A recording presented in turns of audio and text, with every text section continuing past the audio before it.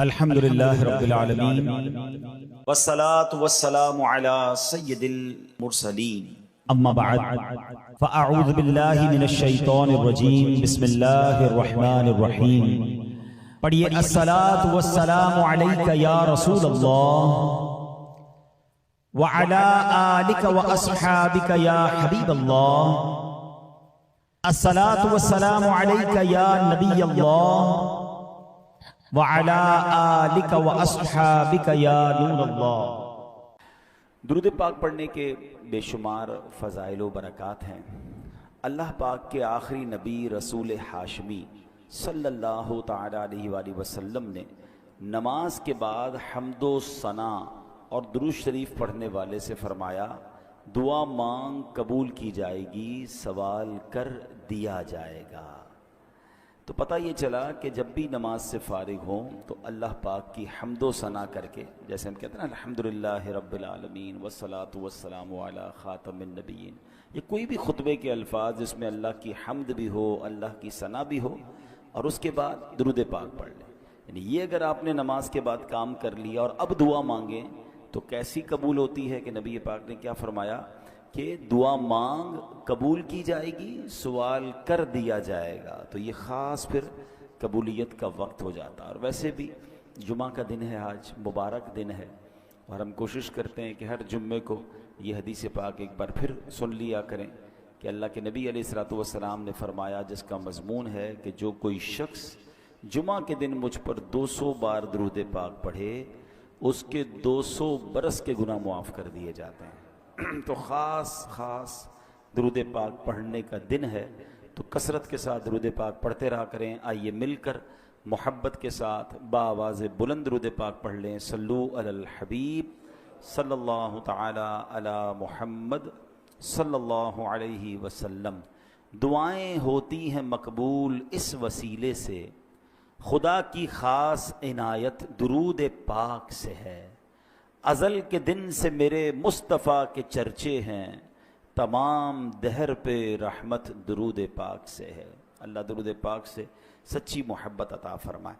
جمعہ کا جو بیان ہوتا ہے اس میں الحمدللہ ہم قرآن کی باتیں، قرآن کریم فرقان حمید کی کچھ آیتیں، پھر اس کے بعد اس کا ترجمہ اور اس سے ملنے والے میسج کو سمجھنے کی کوشش کرتے ہیں۔ آج قرآن پاک کی جو آیت ہے، میں اگر یہ کہوں تو غلط نہ ہوگا کہ قرآن کی اگر مشہور ترین آیتوں میں سے ایک آیت ہے، ویری امپورٹنٹ اور بہت کمال کی آیت ہے۔ پارہ نمبر 2 ہے، سورہ بقرہ ہے، اور آیت نمبر ہے 154۔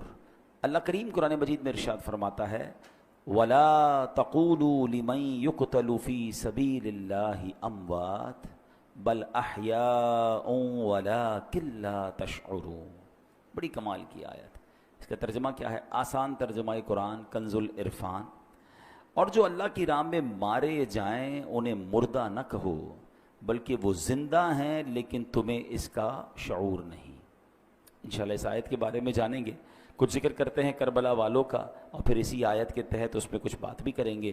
روایت میں ہے کہ جنگ صفین کا موقع تھا، مولا کائنات مولا علی شیر خدا کرم اللہ تعالی وجہ الکریم میدان کربلا سے گزرے۔ یاد رہے یہ کربلا سے بہت پہلے کا واقعہ ہے۔ امام حسین کی جب شہادت ہوئی تو مولا علی تو پہلے ہی شہید ہو چکے تھے، تو یہ بہت پہلے کا واقعہ۔ اسی مقام سے ایگزیکٹلی اس میدان سے جب حضرت علی گزرے تو آپ نے وہاں نماز فجر ادا کی اور اس کی مٹی کو اٹھا کر سونگھا، اور پھر درد بھرے لہجے میں کہا، یہ وہ جگہ ہے جہاں ایک جماعت شہید کی جائے گی، وہ سب کے سب بغیر حساب کے جنت میں داخل ہوں گے۔ سبحان اللہ، کیا شان ہے شہدائے کربلا کی۔ اس روایت سے مولا علی شیر خدا کرم اللہ تعالی وجہ الکریم کو اللہ کی عطا سے جو علم غیب عطا کیا گیا تھا وہ بھی معلوم ہو رہا ہے، اور یہ واقعہ تو ابھی سالوں بعد ہونا ہے، لیکن مولا علی نے پہلے بتا دیا۔ چاہیں تو اشاروں سے اپنے کایا ہی پلٹ دیں دنیا کی، یہ شان ہے خدمت گاروں کی، تو سرکار کا عالم کیا ہوگا۔ اچھا، یہاں یہ بھی پتہ چلا کہ اس میدان پہ کربلا والے امام حسین اور ان کے خاندان والے آئیں گے، شہید ہوں گے، اور سب کے سب بلا حساب جنت میں جائیں گے۔ یہ بھی ان کا مقام پتہ چل رہا ہے۔ اب آتے ہیں آیت کریمہ کی طرف۔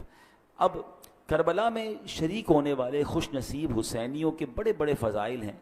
ان میں بعض تو صحابہ تھے، اور ہمارا سچا پکا عقیدہ ہے کہ ہر صحابی جنتی ہے. پھر اس لشکر حسین میں صحابہ بھی تھے، تابعین بھی تھے، یعنی وہ خوش نصیب تھے کہ جنہوں نے صحابہ کرام علیہم رضوان کی صحبت پائی. یہ بھی بڑے اونچے رتبے والے تھے. پھر ان کا امام عالی مقام امام حسین کے ساتھ کربلا میں شریک ہونا، آپ پر اپنی جانیں قربان کرنا، یہ ایک اور عظیم فضیلت بنتی ہے. اللہ اکبر. اور پھر انہیں ایک اور بڑا مرتبہ کیا ملا کہ اللہ کریم نے انہیں شہادت عطا فرمائی. شہادت بہت بلند مرتبہ ہے، جیسا کہ ہم نے بھی قرآن پاک کی آیت میں سنا، وَلَا تَقُولُوا لِمَن يُقْتَلُ فِي سَبِيلِ اللَّهِ أَمْوَاتٌ بل احیاء ولکن لا تشعرون. اور جو اللہ کی راہ میں مارے جائیں انہیں مردہ نہ کہو، بلکہ وہ زندہ ہیں لیکن تمہیں اس کا شعور نہیں. اب ذرا غور کیجئے، شہیدوں کی شان کیسی نرالی ہے. آدمی راہ خدا میں جہاد کرتے ہوئے لڑتے ہوئے مارا گیا، وفات ہو گئی، سر کٹ گیا، روح بدن سے نکل گئی، اسے کفن پہنایا، اس کی نماز جنازہ پڑھی، قبر میں اتارا، ظاہری آنکھیں دیکھ رہی ہیں کہ جناب آدمی کا انتقال ہو گیا ہے، مگر قرآن کیا کہہ رہا ہے؟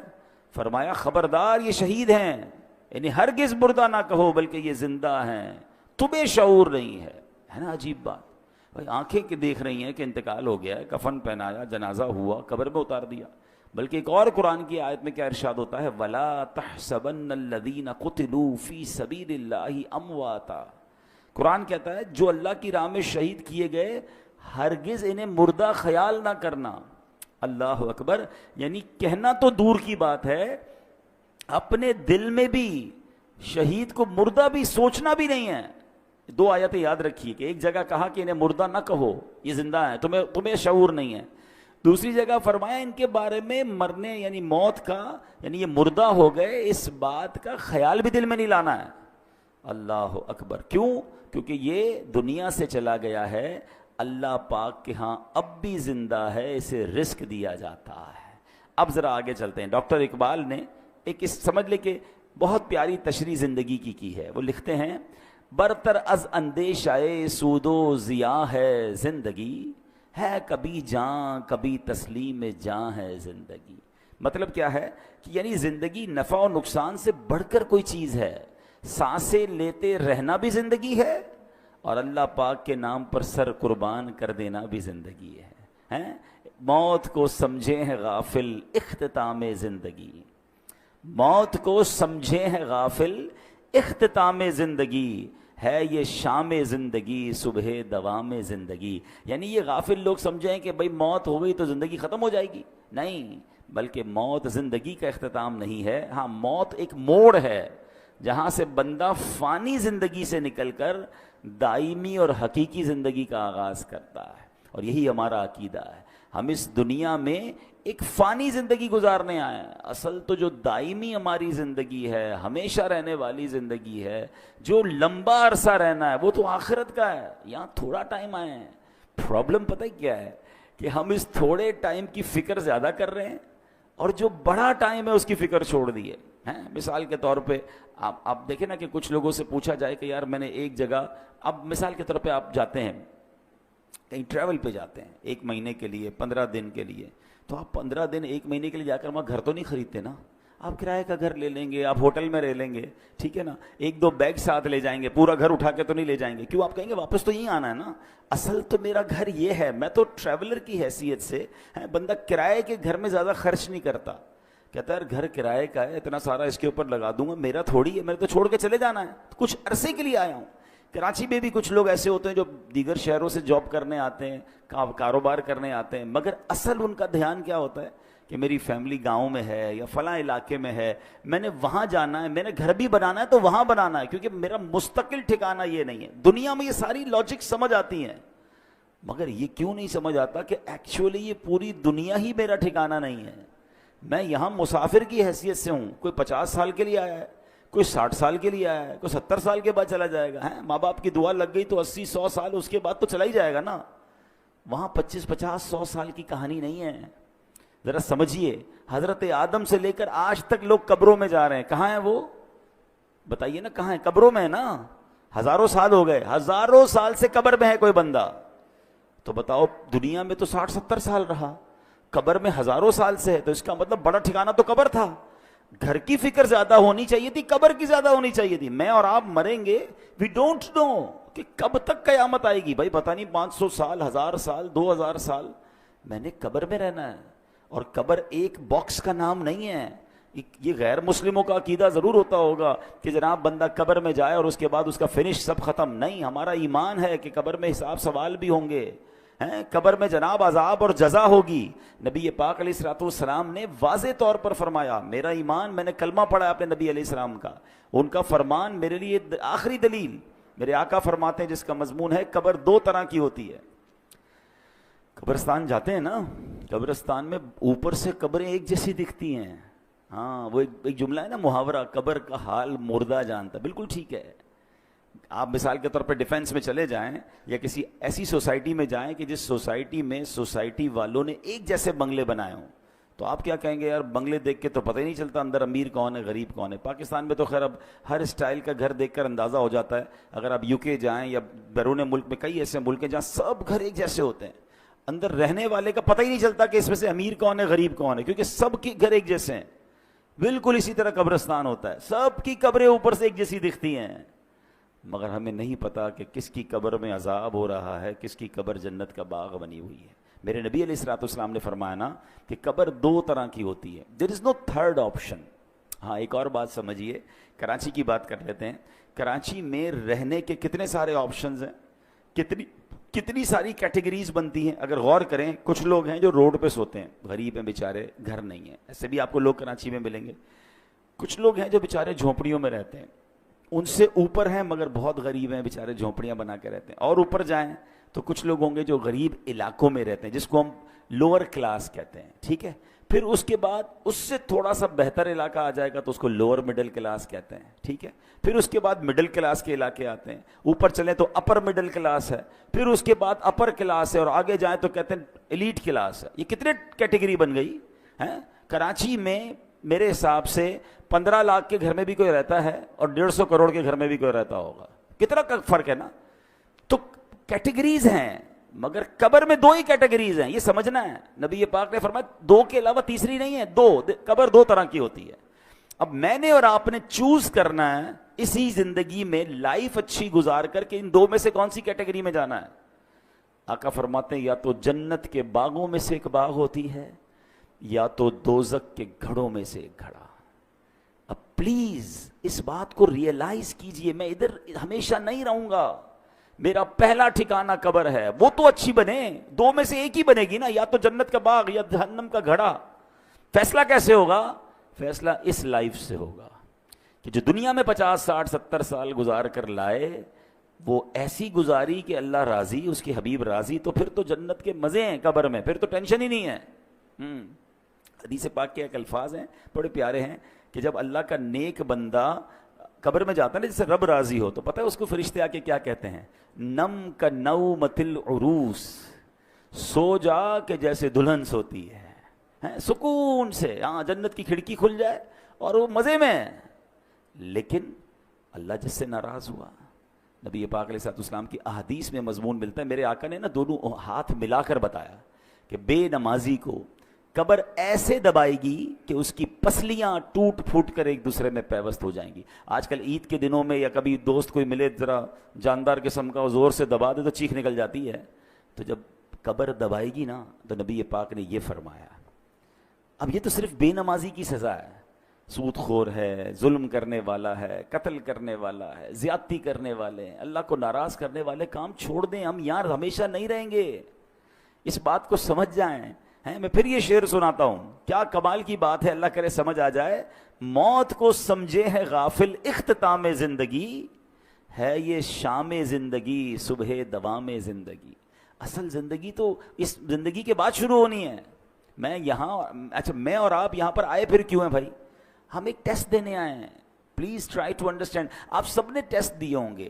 آپ میں سے کوئی اسکول کا ٹیسٹ دیا ہوگا، کسی نے مدرسے کا دیا ہوگا، کسی نے کالج کا دیا ہوگا. ٹیسٹ روم میں ہمارا فوکس کیا ہوتا ہے؟ پیپر ٹھیک ہو جائے ہیں. کوئی اور کام نہیں کرتے, ادھر جا کے کوئی سوتا نہیں ہے تکیہ لے کے کہ بھائی چلو 3 گھنٹے کا پیپر ہے 2 گھنٹے سو جاؤں اور اس کے بعد آدھا گھنٹہ کھیل کود کر لوں, آخری آدھا گھنٹہ دیکھ لوں گا, اتنی دیر میں 2 گھنٹہ بچ جائے گا, چلو بھائی پیپر واپس کرو. ایگزیکٹلی زندگی ایسی ہی ہے. اور میں نہیں کہہ رہا میں کو قرآن کی آیت سناؤں گا, اور تقریباً وہ آیت سناؤں گا جو آپ سب نے کئی بار سنی ہوگی. وہ کون سی آیت ہے؟ اللہ قرآن میں فرماتا ہے الذی خلق الموت والحیات لیبلوکم ایکم احسن عملا.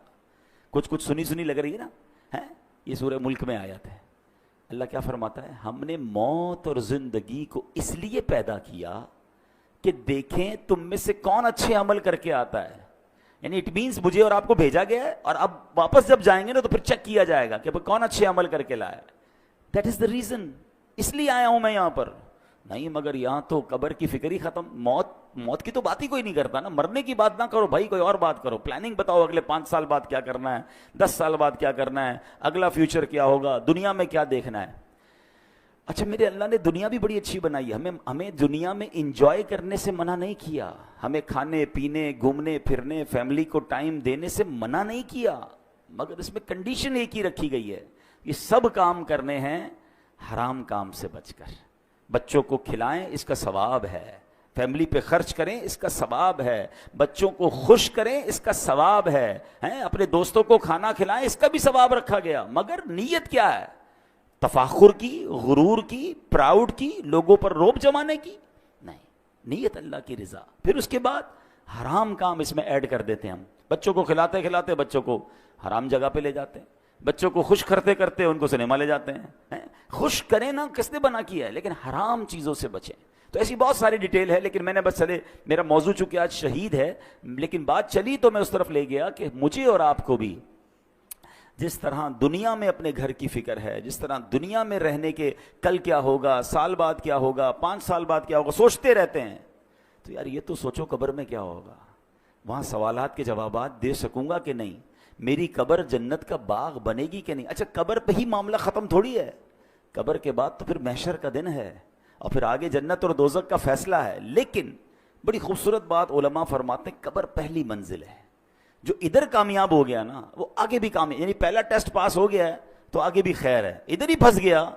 حضرت عثمان غنی رضی اللہ تعالیٰ عنہ کتنی عظیم ہستی ہیں, آپ عشرہ مبشرہ میں سے ہیں, ذوالنورین ہیں, قطعی جنتی ہیں, نبی پاک سے کئی بار جنت کی بشارت سنی ہے. مگر جب قبرستان جاتے تھے نا تو زارو کتار روتے تھے, داڑھی آنسوؤں سے تر ہو جاتی تھی. تو کسی نے کہا آپ کے سامنے محشر کا ذکر ہوتا ہے, آپ نہیں روتے, جہنم کا ذکر ہوتا ہے اتنا نہیں روتے, لیکن آپ جب قبرستان جاتے ہیں تو بہت روتے ہیں. تو کمال کی بات فرمائی, فرماتے قبر ہی پہلی منزل ہے, جو ادھر کامیاب ہو گیا وہ آگے بھی کامیاب ہو گیا. تو please try to prepare beautiful grave for you. اپنی بہترین قبر بنانے کی کوشش کرنی ہے. وہ پیسوں سے نہیں ہوگی کہ میں کہوں بھائی میرے مرنے کے بعد ماربل والی قبر بنا دینا. آپ ماربل نہیں, سونے کی قبر بنا لیں. اگر اللہ ناراض ہے تو اندر عذاب ہو رہا ہوگا. باہر کا قبر کا کوئی کمال نہیں ہے, اندر کی کہانی اور ہے. اللہ کرے یہ بات مجھے بھی سمجھ آ جائے, یہ بات آپ کو بھی سمجھ آ جائے. اب امام حسین رضی اللہ تعالیٰ عنہ کی بات چل رہی ہے, شہیدوں کی بات چل رہی ہے. حضرت زید بن ارقم رضی اللہ تعالیٰ عنہ, شہید زندہ ہوتا ہے نا. اب ذرا سنیے گا واقعہ, میں امام حسین کا واقعہ سنانے لگا ہوں. صحابی رسول ہیں حضرت زید بن ارقم, کہتے ہیں جب یزیدی لشکر نے ظلم پہ ظلم ڈھایا کہ امام عالی مقام کے سر انور کو معاذ اللہ جب نیزے پر اٹھا لیا گیا, شہید کر کے سر مبارک کو معاذ اللہ کٹ کر کے اب نیزے پر اٹھا کر اسے گلی گلی لیے پھرتے تھے. اللہ اکبر. وہ سمجھتے تھے کہ ہم ان کو معاذ اللہ ان کی عزت ختم کر رہے ہیں, بلکہ یہ نیزے پر سر مبارک کو لے کر گھومنا بھی ان کی عزتوں کو بڑھا رہا تھا. کیا خوبصورت بات شاعر لکھتے ہیں نا, سر شہیدان محبت کے ہیں نیزوں پر بلند, اور اونچی کی خدا نے قدر و شان اہل بیت. تو وہ کہتے ہیں کہ جب میں نے دیکھا کہ امام حسین کے سر کو لے جایا جا رہا ہے تو میں اپنے مکان کے اوپر والے حصے میں تھا, بالا خانے میں تھا. تو بدبخت یزیدی جب حضرت امام حسین کے سر انور کو لے کر جا رہے تھے نا, تو میں نے امام حسین کے منہ مبارک سے یعنی سر سے تلاوت کی آواز سنی اور آپ یہ آیت پڑھ رہے تھے سورہ کہف کی، ام حسبت ان اصحاب الکہف ام حسبت ان اصحاب الکہف والرقیم کانوا من آیاتنا عجبا، کیا تمہیں معلوم ہوا کہ پہاڑی، غار اور جنگل کے کنارے والے وہ ہماری نشانیوں میں سے ایک عجیب نشانی تھے۔ اللہ اکبر، عبادت ہو تو ایسی ہو، تلاوت ہو تو ایسی ہو، سرے شبیر تو نیزے پہ بھی قرآن سناتا ہے۔ یہاں امام حسین کے چاہنے والوں کو ایک میسج بھی ہے کہ میرے امام تو تلوار پر، نیزے پر بھی قرآن پڑھتے تھے، اور آج پنجتن کے غلام کہلانے والوں کو کیا قرآن پڑھنا آتا ہے؟ اور پھر آتا ہے تو پڑھتے کتنا ہے؟ ایسا نہ کریں۔ حسینی طریقہ یہ ہے کہ ہم روز جو ہے قرآن پاک کی تلاوت کریں۔ عرب کے کسی عقل مند نے بڑی پیاری بات کہی، لکھتا ہے ان الناس یعیشون و یموتون لیکن الشہداء یعیشون و یعیشون، کہتے ہیں انسان جیتے رہتے ہیں پھر مر جاتے ہیں، مگر شہید جیتے ہیں پھر شہید ہو کر ہمیشہ کی زندگی کو پا لیتے ہیں۔ تو شہیدوں کا مرتبہ تو بڑے کمال کے ہیں۔ اللہ اکبر۔ علماء کہتے ہیں کہ شہید کیوں کہا جاتا ہے، لفظ شہید کیوں کہا جاتا ہے، تو کہا کیونکہ شہید زندہ ہوتا ہے اور اس کی روح ہمیشہ حاضر رہتی، کیونکہ شہید کے جو لفظی معنی ہے نا وہ ہے حاضر کے، ٹھیک ہے، حاضر، موجود، گواہ، یہ شہید کے ایگزیکٹلی معنی ہے۔ تو جو اللہ کی راہ میں شہید ہوتے ہیں ان کو شہید کیوں کہتے ہیں؟ فرمایا کہ شہید تو زندہ ہوتا ہے، اس کی روح ہمیشہ حاضر ہی رہتی ہے، لہٰذا اسے شہید کہا جاتا ہے۔ ایک وجہ فرمائی کہ اللہ پاک اور فرشتے اس کے جنتی ہونے کے گواہ ہو جاتے ہیں، اس لیے اس کو شہید کہا جاتا ہے۔ جیسے اس کی روح نکلتی ہے، جنتی انعامات دیکھ لیتی ہے، یہ روح نکلتے وقت صرف رحمت کے فرشتوں کو دیکھتا ہے، عذاب کے فرشتوں کو نہیں دیکھتا، اور شہید کے لیے فرشتے اس کے اچھے خاتمے کے گواہ ہوتے ہیں، اس لیے اس کو شہید کہا جاتا ہے۔ اللہ اکبر۔ مفتی احمد یار خان نعیمی رحمۃ اللہ تعالی علیہ نے اس کی بڑی پیاری وجہ لکھی، وہ فرماتے ہیں دیگر مسلمان قیامت کے دن حساب کتاب سے فارغ ہو کر جنت میں پہنچیں گے، اس سے پہلے ان کی قبر میں جنت کی ایک کھڑکی کھولی جاتی ہے، مگر شہید وہ خوش بخت ہے کہ روح نکلتے ہی وہ ڈائریکٹ جنت میں پہنچ جاتا ہے، وہاں کی سیر بھی کرتا ہے، وہاں کے رزق بھی کھاتا ہے۔ تو یہ مرتبہ ہوتا ہے شہید کا۔ اور شہید سے اللہ کریم جب قیامت کے دن پوچھے گا نا کہ اور تمہیں کچھ چاہیے، تو کہیں گے یا اللہ تو نے جنت کی سیر کی اجازت دی ہے، ہم جنت کے نعمتیں کھاتے ہیں، اور کیا چاہیے؟ اور کچھ چاہیے؟ جب 3 بار سوال ہوگا، اللہ اکبر، تو پھر شہید کہے گا کہ یا اللہ مجھے واپس بھیج دے، میں پھر تیری راہ میں شہید ہونا چاہتا ہوں۔ شہادت کا مرتبہ اور اس کا لطف اور اس کا مزہ یہ ہے کہ بندہ پھر شہید ہونا چاہتا ہے۔ تو یہ ہے شہیدوں کا مرتبہ اور کمال۔ اے میرے پیارے اسلامی بھائیوں، اب نبی پاک علیہ الصلوۃ والسلام ایک بار ممبر پر خطبہ ارشاد فرما رہے تھے۔ ایک صحابی حاضر ہوئے، یا رسول اللہ صلی اللہ علیہ وسلم، اگر میں ثواب کی امید پر راہ خدا میں لڑوں، بہادری بھی دکھاؤں، پیٹھ پھیر کر نہ بھاگوں، آخر شہید ہو جاؤں تو کیا میرے سارے گناہ بخش دیے جائیں گے؟ فرمایا ہاں تمہارے سارے گناہ بخش دیے جائیں گے، مگر قرض کی معافی نہیں ہوگی۔ ابھی تک تو ہم شہید کا مرتبہ سن رہے ہیں نا، مگر اب ذرا یہ بات غور سے سنیے۔ نبی پاک ایک حدیث میں میرا آقا نے فرمایا اول ما یحراق من دم الشہید یغفر له ذنبه كله الا الدین۔ آقا فرماتے ہیں شہید کے خون کا پہلا قطرہ گرتے ہی اس کے سب گناہ بخش دیے جائیں گے، ہاں قرض معاف نہیں ہوتا۔ نبی پاک علیہ الصلوۃ والسلام کا یہ معمول تھا کہ جب جنازہ آتا نا تو آپ پوچھتے تھے کہ اس پر کوئی قرض تو نہیں ہے، اور جب قرض ہوتا تو آقا فرماتے میں جنازہ نہیں پڑھاؤں گا، یا فرماتے کہ کوئی قرض کا ضامن بن جائے پھر میں جنازہ پڑھاؤں گا۔ حالانکہ جس کے اوپر قرض ہو، اس کا انتقال ہو، اس کا جنازہ پڑھنا جائز ہے، مگر نبی پاک علیہ الصلوۃ والسلام اس کی اہمیت بیان کرنے کے لیے فرمایا کرتے تھے۔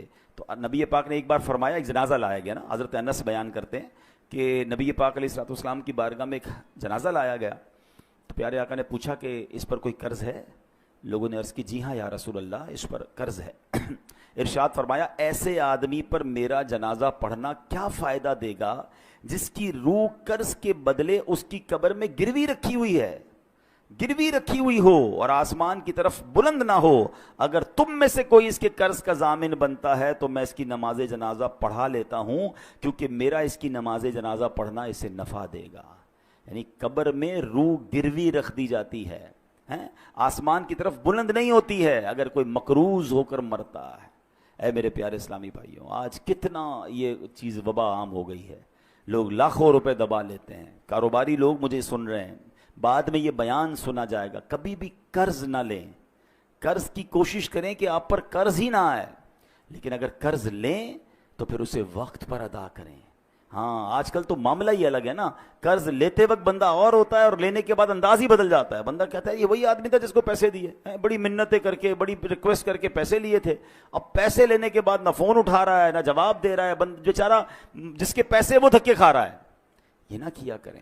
روایتوں میں آتا ہے اگر کسی نے کسی کی رقم دینی ہے اور پیسے ہوتے ہوئے نہیں دے رہا ہے، ایک تو نا کہ ختم ہو گیا، اس کی الگ ایک پوری تفصیل ہے، لیکن اگر اس کے پاس ایسا کچھ ہے کہ اپنا سامان بیچ کر اپنی تمام چیزیں بیچ کر قرض ادا کر سکتا ہے تو اس کو کرنا پڑے گا، ورنہ ہر لمحے گناہ گار ہو رہا ہے، اس کے گناہوں کا میٹر شروع ہو رہا ہے۔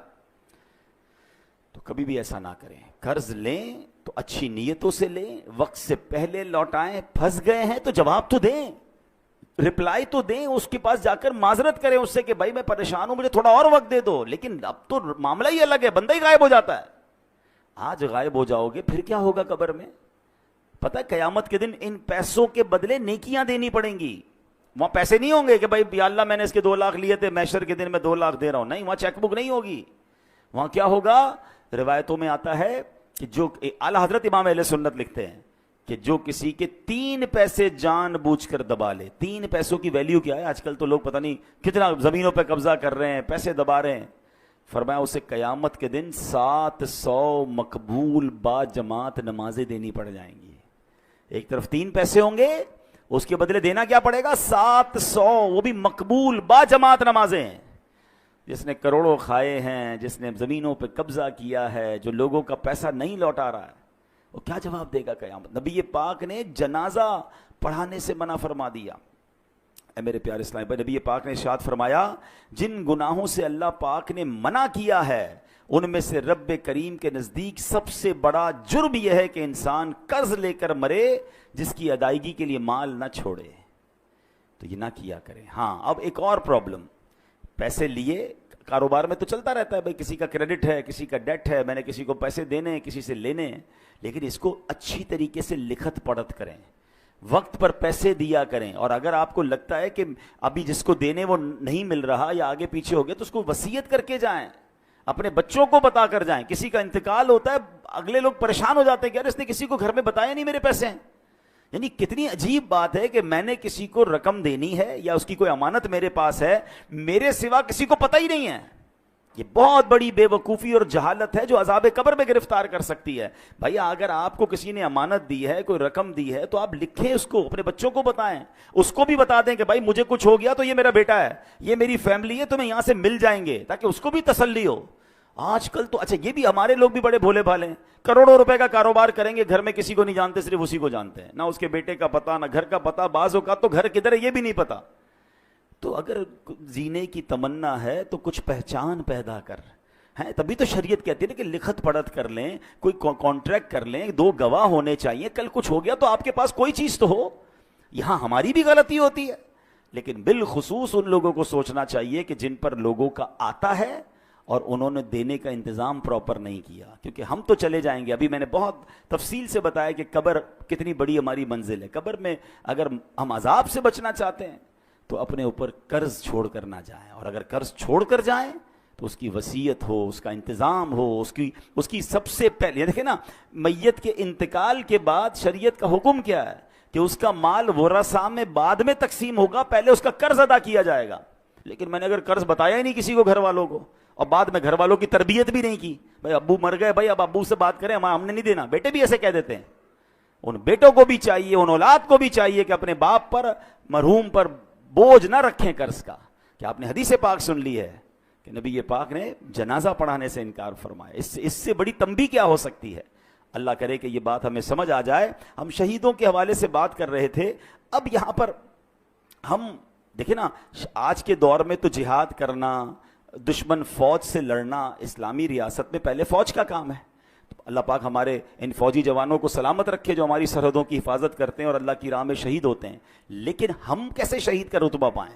ہم تو سویلین ہیں، سبحان اللہ، ہمارا اسلام کتنا کمپلیٹ ہے. اب سنیے نبی پاک علیہ الصلوۃ والسلام نے کیا خوبصورت فرمایا، من سأل اللہ الشہادۃ مخلصا اعطاہ اللہ اجر شہید وان مات علی فراشہ. میرے آقا فرماتے ہیں مسند امام احمد کی حدیث کہ جو سچے دل سے شہادت کی دعا کرے وہ اگرچہ بستر پر ہی مر جائے اللہ پاک اسے شہیدوں والا ثواب عطا فرمائے گا. ہم دعا تو کر سکتے ہیں نا کہ اللہ مجھے شہادت والی موت عطا فرما. اچھا حضرت عمر فاروق رضی اللہ تعالیٰ عنہ کمال دیکھیں، آپ کی دعا کیا تھی، اللہم ارزقنا شہادتا فی سبیلک واجعل موتی فی بلد رسولک. اے اللہ مجھے شہادت والی تیری راہ میں موت بھی دے اور تیرے حبیب علیہ الصلوۃ والسلام کے شہر مدینے میں موت دے. اچھا اس زمانے میں صحابہ کرام حیران ہوتے تھے کہ حضرت عمر کیسی دعا کر رہے ہیں، مدینہ کیپٹل ہے، اس پر تو حملہ نہیں ہونا، ادھر تو فوج بھی ہے، چیزیں ہیں، یہاں کیسے شہادت ملے گی ان کو. یہ دعا کرتے رہتے تھے. اللہ نے کیسی دعا قبول کی کہ عین مدینہ پاک میں مسجد نبوی کے اندر مصلی رسول پر امام حضرت عمر فاروق نماز فجر پڑھا رہے ہیں. آپ جگہ تو دیکھیں، مسجد نبوی، نبی پاک کا مصلی اور فجر کی نماز کی امامت کر رہے ہیں، اور اس نماز کے اوپر آپ پر، نماز کے دوران آپ پر حملہ ہوتا ہے اور اللہ کریم آپ کو شہادت کا مرتبہ عطا فرماتا ہے. تمنا تھی نا، ہم تو یہ تمنا بھی نہیں کر رہے ہوتے. تو شہید، اگر شہادت کا رتبہ، ہم دعا کریں اللہ سے، اللہ پاک کریم ہے، ہمیں موقع مل سکتا ہے. اسی طرح بہت خوبصورت ایک حدیث ہے، حضرت عبداللہ ابن عمر سے روایت ہے کہ رسول ذیشان مکی مدنی سلطان صلی اللہ علیہ وسلم نے فرمایا جو چاشت کی نماز پڑھے، ہر مہینے 3 روزے رکھا کرے، سفر ہو یا حضر، یعنی سفر میں ہو یا گھر پہ ہو، کسی حال میں بھی نماز وطر نہ چھوڑے، اس کے لیے شہید والا ثواب لکھ دیا جاتا ہے. تو یہ 3 کام غور کر سن لیں کہ چاشت کی نماز. اچھا اشراق اور چاشت بہت پیاری نمازیں ہیں، بڑے اس کے فضائل ہیں، اور یہ ہم کب پڑھ سکتے ہیں، جب فجر کا وقت ختم ہوتا ہے نا، آپ ٹائم ٹیبل پہ دیکھ سکتے ہیں، اس کے 20 منٹ گزرنے کے بعد آپ اشراق اور چاشت کے نوافل پڑھ سکتے ہیں. اس کے کم از کم 2 رکعتیں پڑھ لیں، زیادہ بھی پڑھ سکتے ہیں. اور سبحان اللہ اشراق و چاشت کی بڑی فضیلتیں ہیں. اور پھر یہ جو ہر مہینے 3 روزے رکھنے ہیں، اس میں اچھا یہ ہے کہ ایام 20 کے روزے رکھ لیے جائیں. ہر اسلامی تاریخ کی 13، 14، 15 تاریخ کو ایام 20 کہا جاتا ہے. ان دنوں میں اگر آپ روزے رکھ لیں گے انشاءاللہ تو سبحان اللہ یہ سنت کی ادائیگی کی نیت سے پیر کا روزہ بھی رکھ سکتے ہیں. تو یہ 3 روزے اگر اللہ کرے ہماری عادت بن جائے تو شہادت کا مرتبہ مل رہا ہے، تو اور کیا چاہیے. حضرت ابو قتادہ انصاری رضی اللہ تعالیٰ عنہ فرماتے ہیں نبی پاک علیہ الصلوۃ والسلام سے ہر پیر کے روزے کے بارے میں عرض کیا گیا کہ حضور آپ پیر کا روزہ رکھا کرتے ہیں، تو ارشاد فرمایا اسی دن میری ولادت ہوئی اور اسی دن مجھ پر وحی نازل ہوئی تھی. تو بہرحال اللہ کریم ہمیں ان نیکیوں پر عمل کرنے کی توفیق عطا فرمائے. اور آج جو ہم نے شہادت کے بارے میں سنا، اس کے بارے میں بھی، پھر قبر کے بارے میں ہم نے سنا کہ قبر کی تیاری کیسے کرنی ہے، پھر ہم نے قرض کے بارے میں سنا کہ قرض کے معاملات پر کتنا خیال رکھنا ہے. زندگی کا ایک اصول بنا لیں کہ میرے اوپر، میری ذات پر کسی کا کچھ رہ نہ جائے، جو بھی ہے ڈھونڈ کر تلاش کر کے اس کو پہنچائیں. دیر ہو گئی ہے تو معافی دنیا میں مانگ لیں، کیونکہ آخرت میں ہم حساب نہیں کر سکیں گے. اور ہم نے ایک اور چیز دیکھی ہے کہ جس کسی نے کسی کے پیسے کھائے ہیں، مال دبایا ہے، دنیا میں بھی اسے برباد ہوتے دیکھا ہے. اور جس کا کھایا گیا ہے نا، ہم نے حیرت انگیز طور پر ایسا دیکھا ہے کہ اللہ نے اس سے زیادہ اسے عطا فرما دیا ہے. تو مظلوم کی مدد غیب سے ہوتی ہے، ظالم برباد ہوتا ہے. اللہ ہمیں یہ سوچ نصیب فرمائے. اور یہاں پر ایک آخری بات کر کے اپنی گفتگو ختم کرتا ہوں کہ ہم نے قرآن کی آیت سے اپنے بیان کو شروع کیا تھا کہ اللہ کی راہ میں شہید ہونے والے کو مردہ نہ کہو، تمہیں شعور نہیں ہے وہ اللہ کی بارگاہ میں زندہ ہیں. تو اب ذرا ٹیکنیکلی اور لاجیکلی سمجھ لیں کہ اگر کسی نبی کا امتی شہید ہو جائے، ٹھیک ہے، وہ شہید ہو جائے تو وہ اللہ کی بارگاہ میں زندہ ہے، تو پھر نبی کی جو زندگی ہے اس کا عالم کیا ہوگا. وہ تو اس امت کے بھی آقا ہیں. تو سبحان اللہ احادیث میں بھی یہ مضمون ملتا ہے کہ اللہ نے زمین پر حرام قرار دیا ہے کہ وہ انبیاء کے جسموں کو کھائے. انبیاء حیات ہوتے ہیں اور وہاں انہیں رزق دیا جاتا ہے. یہ کمال ہے اللہ کی عطاؤں سے. تو بہرحال آج قرآن و حدیث کے ذریعے ہم نے یہ شہید کے فضائل سنے ہیں. اللہ کریم ہمیں بھی ایمان اور عافیت کے ساتھ اے کاش مدینہ منورہ میں شہادت کی موت نصیب فرمائے. آئیے حضرت عمر فاروق اعظم رضی اللہ تعالیٰ عنہ کی اسی دعا پر اپنے بیان کو اختتام کرتے ہیں. آپ چاہیں تو مل کر آمین کہہ دیجئے گا. اللہم ارزقنا شہادتاً فی سبیلک واجعل موتنا